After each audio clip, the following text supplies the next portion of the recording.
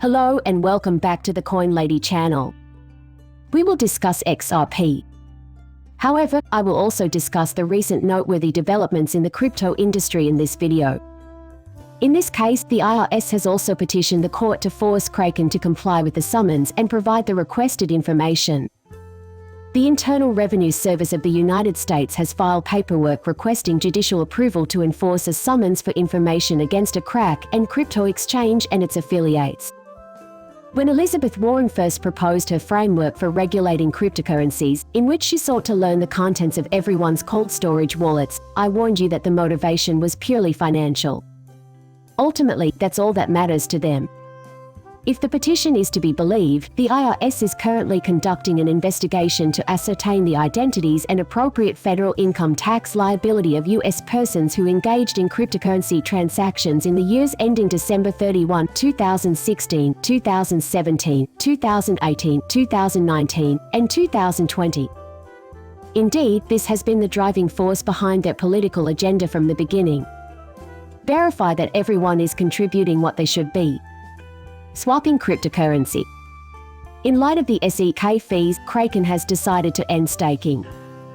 According to CoinDesk's reporting, Kraken, a cryptocurrency exchange, has agreed to cease its cryptocurrency staking operations after being hit with SEC charges.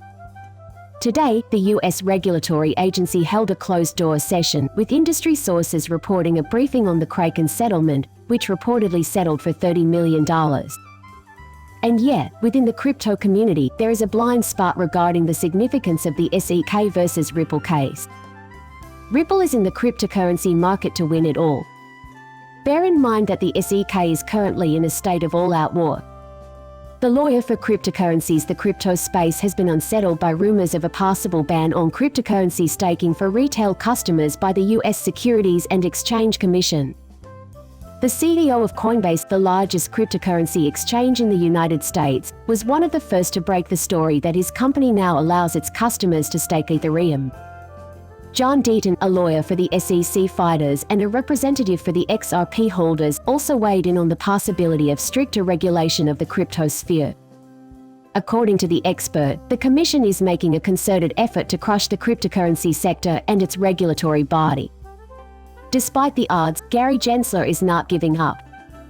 Therefore, it is crucial that Ripple prevails in this court case.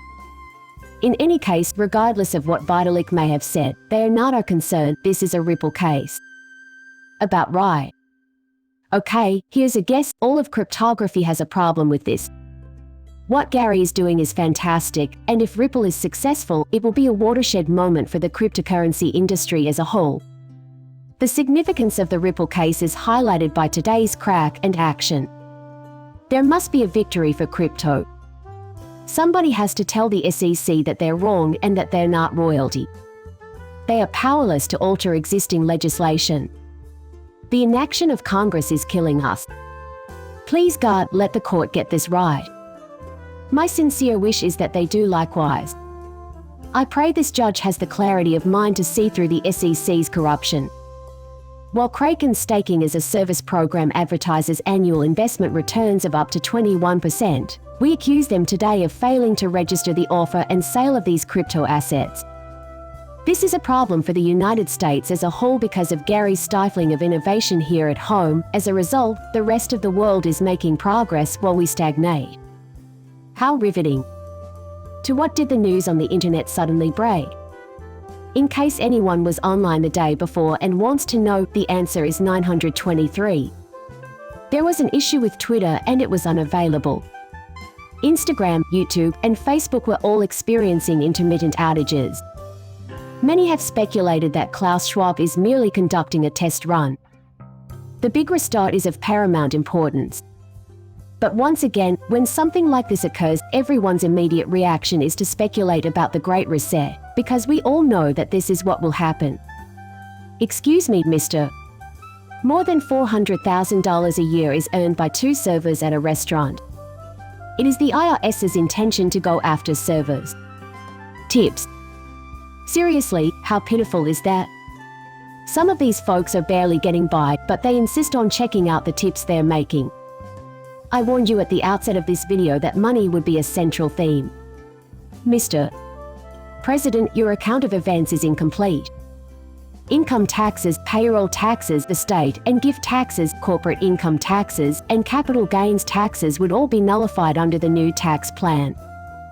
In its place, the uniform 23% sales tax would be levied across the country. If this were to happen, I would support it wholeheartedly. Consider the implications of this. Our crypto investments are about to pay off, and it will change our lives forever. Consider the savings from avoiding CGT. In my opinion, that's a huge deal. On January 98, Representative Buddy Carter introduced the Fair Tax Act of 2023 in the House of Representatives. There would be no federal income tax, no Internal Revenue Service, and a uniform national sales tax under this plan. Perhaps they ought to get rid of the Federal Reserve while they're at it. Look how far we've come thanks to the Federal Reserve. A new CFTC report includes a brief discussion of Ripple, which was previously mentioned by the Bank of England. New digital pound, which could eventually serve as the country's CBDC, is the subject of a consultation paper published by the Bank of England. Pilot programs for CBDCs are being considered by central banks around the world. Thus, many do not find it surprising that the Bank of England is involved. The fact that Ripple's technology is singled out in the consultation paper as an example of the kind of essential innovation that comes from the private sector is seen as extremely positive news for the company.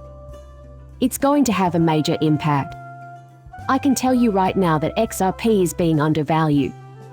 The SEC has artificially kept it at a low price, undervalued and underappreciated. When it does go off, it will send shockwaves through the crypto community. Through a partnership between Standard Chartered and Allen Pay, customers can use QR codes to make international payments. Again, the key word is cooperation. Charter, as is the norm, is a Ripple partner, and together, the two companies are forging the future of finance through their various alliances. That's where your focus should primarily be. In order to understand what is going on, you must make all the necessary inferences. The sheer magnitude of this is difficult to convey. That's going to be a huge thing. An abbreviated XRP analysis was conducted, according to SEC Commissioner. This, she says, is Hester Peirce's doing. John Deaton, an attorney who is an advocate for XRP, recently tweeted criticism of the SEC's position that XRP satisfies both the common enterprise and expectation of profit requirements of the Howey tests. Deaton was surprised that the SEC had come to this conclusion without considering each transaction separately. Deaton, the founder of crypto law, said that even SEC Commissioner Hester Peirce, sometimes called Crypto Mom, admitted that her colleagues made a wrong call in evaluating XRP as a security because the SEC doesn't go transaction by transaction and argues that XRP embodies or represents both the common enterprise and expectation of profits prong of the Howey test. Thus, XRP is clearly not a security. That XRP is not a security is a fact that is known in other nations. It's only Gary Gensler who's calling it a security.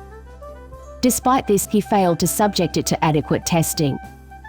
After what must be well over 2 years, we still can't get out of this lawsuit. There's a chance that we won't know the outcome until the middle of the year.